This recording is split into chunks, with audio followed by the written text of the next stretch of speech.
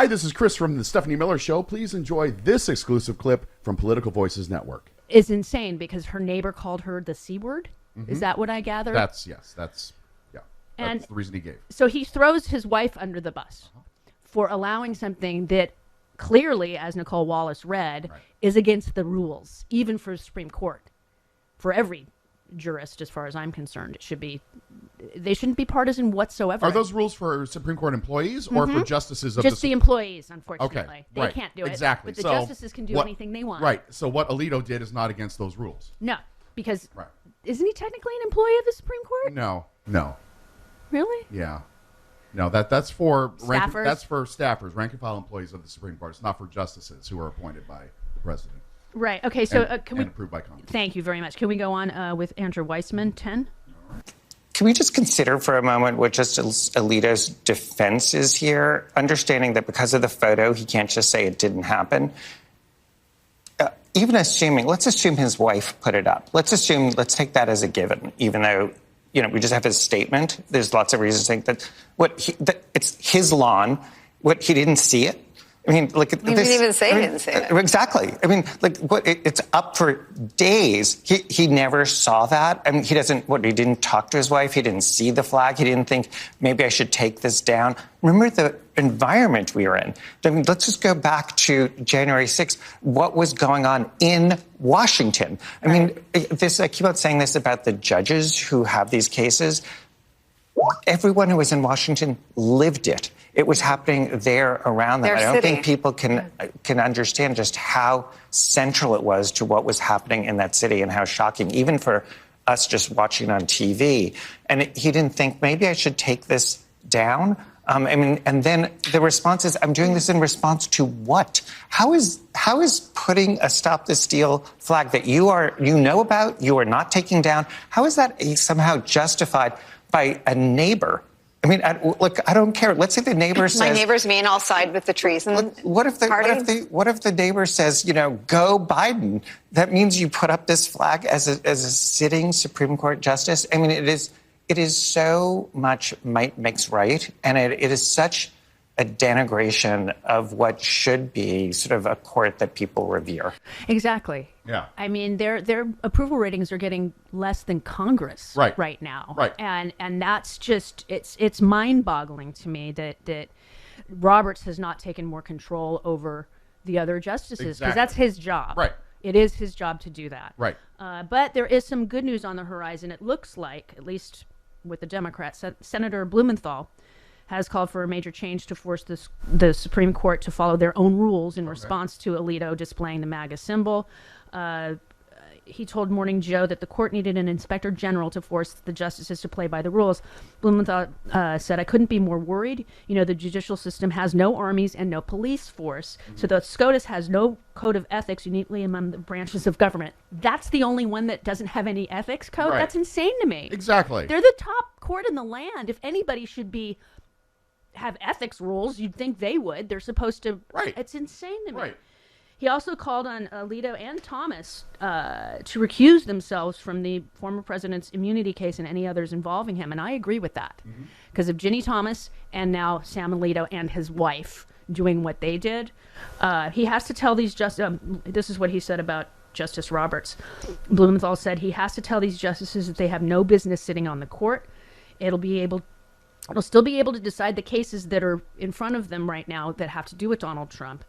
But by virtue of flying the flag upside down, whether it was his wife or not, it was his own. And Thomas, through his wife being involved in helping to organize the insurrection, both have direct interests here. And I agree. And it would still, 7 people on the court can decide this. Yep. I don't have it's still an odd number, so it will come out. It wouldn't be an even split. Right.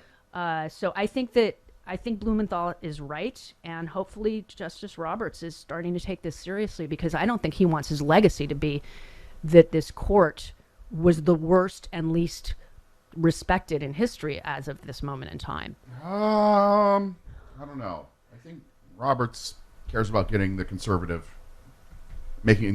movement happy. He's in a lifetime position. What does it matter to him? I think he wants that to be his legacy. Really? Yeah. Oh yeah. Really? Absolutely. I don't. He wants to be, known as the head of the court that overturned Roe versus Wade. Really? You think that was his goal? Absolutely. Absolutely. And any conservative jurist, that would be their goal. It's backfiring on everybody. Yeah, now it is. But Yeah. that's been their goal for, 50 years now. True. And I think that... And Roberts is the one who got it done. That is his legacy. Yeah, I find that this whole thing with the immunity case, though, I am in the camp that they may not decide it until after the election. I am worried that that's going to be the case. So if Donald wins, then he gets immunity. If he loses, then he doesn't. That, I think, is what's going to happen. Because if Biden wins, they don't want him to have full immunity all the time, every time. They would, God forbid, that he got that. I mean, do you think they're thinking that? I don't know what they're thinking at this point. I don't know what they're thinking. One of them flew an upside down flag. Yeah. So I don't know what they're thinking. It's mind-boggling that we're at this point. We are on the wrong timeline. Yeah. We are definitely on the stupidest timeline. Yep. There's no doubt about that. And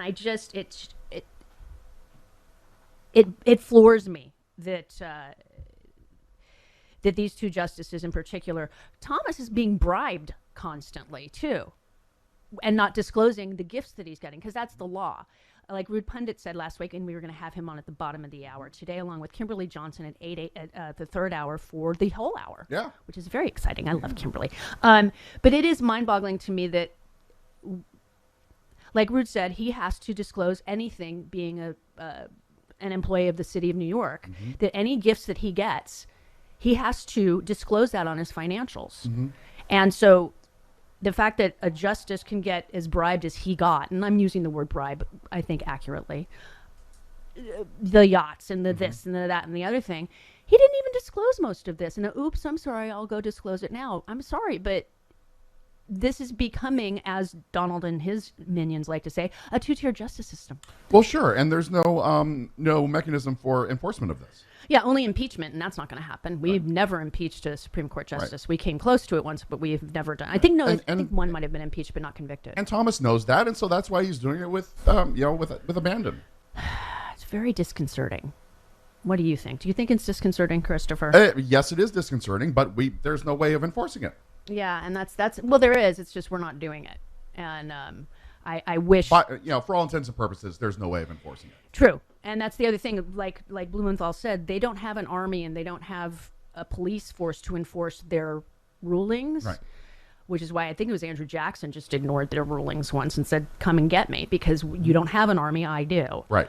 And so that's the other problem. It's a moment of reckoning, is what Blumenthal also said. He said, the trust has been lost in our judiciary, and he said that we should have a bipartisan obligation to fix this. Right. And that means term limits initially. It won't help this situation at the moment. And I don't know how you can do that legally with sitting jurists, because they were promised a job at like a grandfather clause. Yeah. I don't think you can, because the other thing is they have a lifetime appointment, which means they can go to another circuit court and not still be on the Supreme Court. They still can be employed as a jurist, but just not at the Supreme Court level if they so desire. Right. If they're not impeached, because if they're impeached, then they're impeached. Yeah. And I'm kind of going for now Biden has said he will not do anything to the court right now, but that might be on the down low so that he gets reelected, because I have a feeling if he were to come out and say, yes, I would like to add 4 justices to the court because that's fair, because we have 13 district courts, that would be the thing to do. But I think if he said that, I mean, talk about the GOP going after him there. Yeah, that would be politically dangerous to do that. It really would. So that's why we need to give him a lot more people in the House and 62 senators.